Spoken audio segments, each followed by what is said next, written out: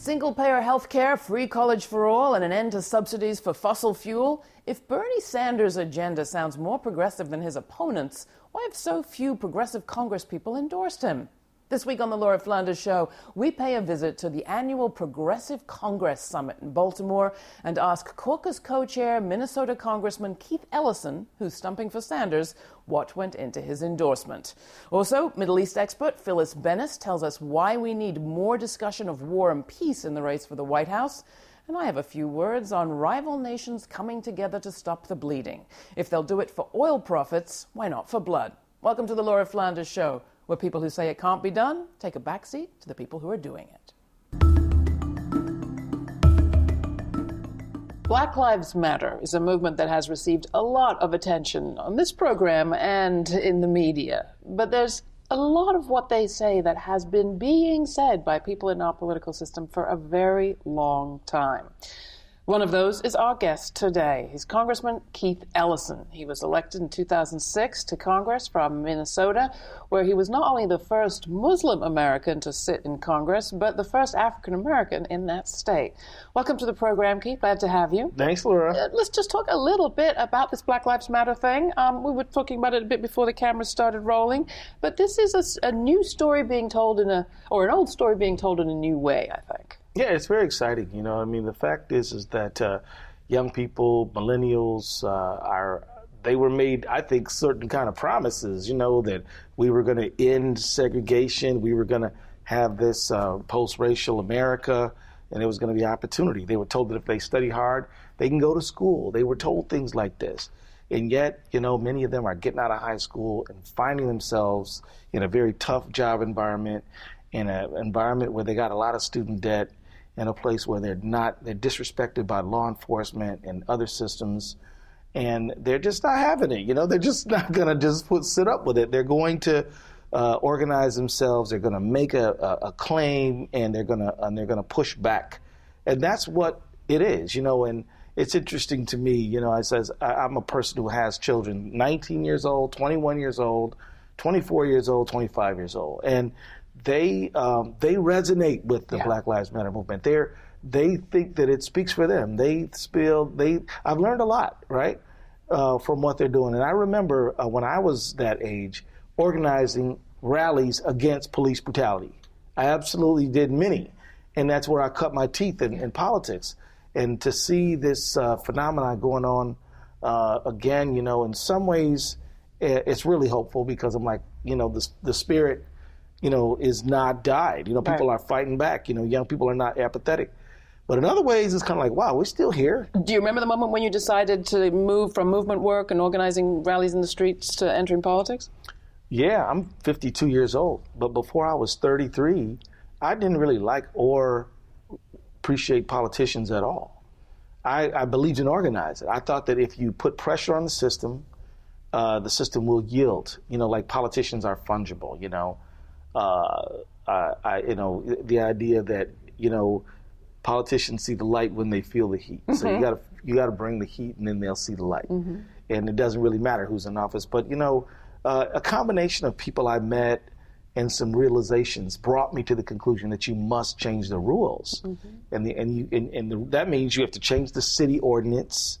That means you have to change the state law. That means you have to change the federal legislation or get some kind of an executive order. You've got to get your hands on the instrumentality of lawmaking and enforcement. And until you do that, you know, it's hard to sustain any of the gains that you might make. You know, at the end of the day, you know, our quintessential, you know, organizer, you know, Martin Luther King, knew that you needed a 1964 Civil Rights Act and a 65 Civil Rights Act and a 1968 fair housing law, and you know, you needed these things. Yeah. But how does that look to you now that you've served the time that you had, not just in local office, but in Congress?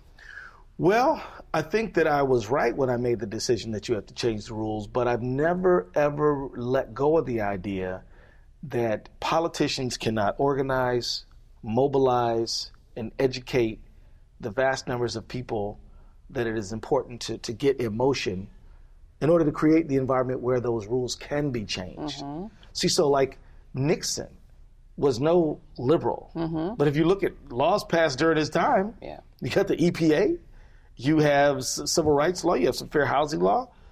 He didn't really want to do it, but he had to, because that was the political landscape. You have, say, like Bill Clinton, who probably wanted to do a lot of progressive things and did many, but we still got NAFTA. We still got the 1996 crime bill, which expanded all these, death penalties and stuff like that. And that's because we were in a conservative political environment, right? So what could we do if we had some progressive politicians and a progressive movement all moving at the same time? I think we could remake this whole country, maybe this whole world, particularly if we connect internationally. So how are we doing on creating that two-sided pincer movement in politics? I think we're doing well. I think we have a long way to go. But I think we're doing well. There's a lot of promising things happening. I mean, look, no matter what happens, Bernie Sanders has been a contender in a presidential election. A person who is a self-described democratic socialist is like vying for the top office in the world in a very credible way with a well-funded 50-state campaign. And his opponent, Hillary Clinton, is declaring that she, too, is a progressive, which is awesome in my opinion. It means that the wave is heading in a certain kind of direction, and that is good. And so I think that we're doing good. And then we started with Black Lives Matter. These young folks that they're protesting, they're making demands, they're growing. They started this Campaign Zero thing, which is beyond just marching in the street, and it's sort of a program.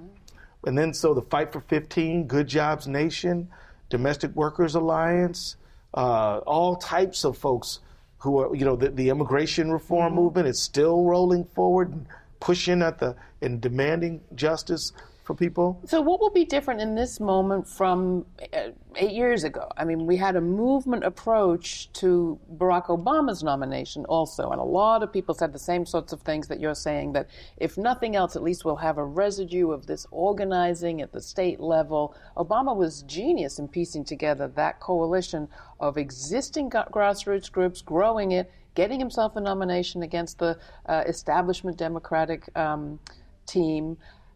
And then it kind of got demobilized once he got elected. Yeah. What happened with OFA or Obama for America or Organizer for America, whatever it calls itself nowadays, in my opinion, was the gains were not capitalized properly.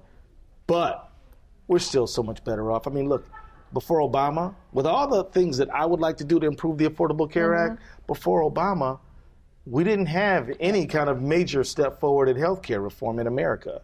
I mean, other countries must be looking at the United States like, are you people crazy? They are. You're right. You mean healthcare is so heavily commercialized that you let sick people die? Yeah. If it's not paying me, they can die. And this is how we roll here in the United States. Unfortunately, before the Affordable Care Act, it was so much worse. The leading reason for bankruptcy was medical debt. We also passed Lilly Ledbetter Fair Pay Act, which made a stab forward gender equity in pay, and we also passed made major strides forward in solar and renewable energy. Paris, and we did some things in climate. I mean, we a lot of good things have happened that are progressive in nature. Now, of course, the progressive movement is advanced, right? It's advanced so fast that Obama can barely keep up with it, And again, I'm an Obama supporter. I'm very proud of the president, but there's no doubt that I vehemently disagree with him on his trade policy. I mean, I couldn't disagree more. But the bottom line is, you got to give him credit for moving us this far down, and the movement continues. With Rahul Grijalva, you've co-chaired the Congressional Progressive Caucus. Sure Just have. tell people a little bit what that is, how many members you have now, and then we'll talk about this moment. So there's 435 members of Congress. 71 of them are members of the Progressive Caucus. What is the Progressive Caucus? It's the people who believe that we should prioritize diplomacy over war, that the average working American should have dignity, respect, and fair compensation, and should have the right to organize in a labor union that can bargain freely. We believe that every American should retire and dignity, and we shouldn't have our senior citizens living in poverty. We're the ones who believe that it's a good thing to make sure that whether you're black or you're gay or you're whatever religion you might be or you're female, that these things are not going to limit your life chances. So we're going to be fighting against discrimination of any kind. That's who basically we are. Everything you just described, all those principles and policies sound an awful lot more like the Bernie Sanders platform than the Hillary Clinton platform, at least. You talked about trade. She's changed her position, but at least her time... She came around. I'm glad about that. How many of you endorsed Sanders? 2 of us so far. So talk to me about that. Well, first of all, Hillary Clinton has been a national figure since the early 90s. And I will be among the first to say that she's a person who loves her country and has fought to be a public servant and has maintained her dignity under some very unfair and just unrelenting attacks. I do believe that she's not the progressive Bernie Sanders is. Yeah. But I will say, in her favor that you can be a progressive and support her, certainly you can. And maybe we need some on that side to help pull her over.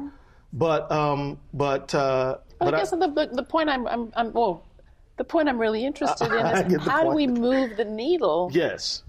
If even the likes of you in your cohort of 71 feel they have to go with the establishment candidate. She locked a lot of people in before Bernie ever got in. And then those same people are reluctant to just abandon her after Bernie got in and started really showing well. Take us back to the campaign trail. You've been stumping all over for Bernie Sanders. Who do you see showing up? And to those who worry that he doesn't get race, does he get race? Does he get gender? Does he get this stuff in the way you want him to? Of course Bernie Sanders gets race. Bernie Sanders was an organizer for the Student Nonviolent Coordinating Committee in the early 60s, back when his opponent was supporting Barry Goldwater. Now, I don't hold that against Hillary Clinton. That's fine. Everybody should have a right to evolve in their thinking. But you asked me if Bernie Sanders gets race. Bernie Sanders has gotten race all his life. Bernie Sanders is when Bernie Sanders has not. It doesn't just say Black Lives Matter. Bernie Sanders has a program for racial justice and empowerment. And every day, new African-American supporters are coming on board. Nina Turner, myself, Cornel West. We just got Ben Jealous just decided to support former him. Director of the NAACP. The former director of the NAACP. Bernie Sanders gets race. And, here's the reality. A lot of African-Americans just haven't heard about the senior senator from Vermont. Yeah. I mean, Vermont's a pretty white state. And, Bernie's been there in the Senate for a few years and in the House. And they just haven't been exposed. I mean, but Hillary Clinton is a household name and has been for decades. How does it make you feel when you hear the language coming from Donald Trump around barring Muslims from entering the country? And what do you make of the response that's come from opinion shapers inside the Republican Party, right, and his people running against him on the Republican side of this nomination fight? When I hear Donald Trump say that no Muslims should be allowed into the country, I reflect on the fact that he said that Megyn Kelly was asking him tough questions because she was on her menstrual cycle. She was bleeding, he said. Well, yeah, that's his exact words. And I remember when he said that the Mexicans are sending people, and they're sending criminals and drugs and rapists. And I think about how he went to a Jewish group and said, hey, I'm a deal maker, you're a deal maker, we understand each other because you guys are all deal makers. And, you know what I mean? And said, I don't need your money, but my opponents are all taking your money. I recognize dog whistle and overt discrimination, and the thought I have is this: modern democratic, information age, industrialized country is not immune from fascism. It's not. The only thing that's protecting us from fascism is our willingness to sacrifice for democracy. That's it. Some charismatic, loud, boisterous macho man who makes people think that what we need is a strong leader. But all you got to do for the low price of getting the strong leader, you just got to give up all your rights. But don't worry, because if you're a white Christian male, straight, you'll be all right, and everybody else better watch it. I mean, this is what I think of when I see the rise of a Donald Trump and Ted Cruz. I was going to say, is Ted Cruz categorically different? Ted Cruz is fundamentally the same. In fact, Ted Cruz says the only immigrants that come should be Christian. Donald Trump says no Muslims. Actually, Donald Trump is more inclusive than Ted Cruz. At least he lets in the Buddhists and right, exactly. So the thing is that they are the same. Here's the reality: there are literally millions and millions and millions of working class white Americans who have had their homes taken in foreclosure, who have had stagnant wages, who are worried about retirement, and who are deeply disappointed that their ability to send their kids to college may not ever come true. And they're wondering why. And he is not saying, well, we have to have a fairer economy, we have to raise your wages, we have to have a more inclusive, we need more public investment in education and infrastructure. He's saying the Mexicans did it, the Muslims did it, those did it, and you should be mad at them. And to me, that is deception, that's lying, and it's profoundly immoral. And I'm really upset about it. Because it does feel like a time often when the rhetoric gets so harsh that it takes us a while to recover, and the work that we're doing for longer term ends gets put a bit on the back burner. But think about this. How often do you get to make a full-throated argument on behalf of your neighbors who you care about? It is an awesome privilege, and I don't ever take it cheap.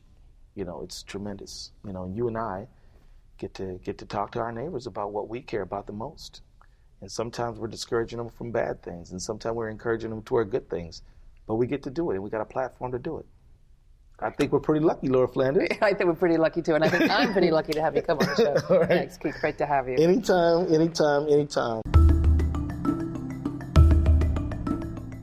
Phyllis Bennis is a fellow at the Institute for Policy Studies in Washington. Her latest book is Understanding ISIS and the Global War on Terror, a primer.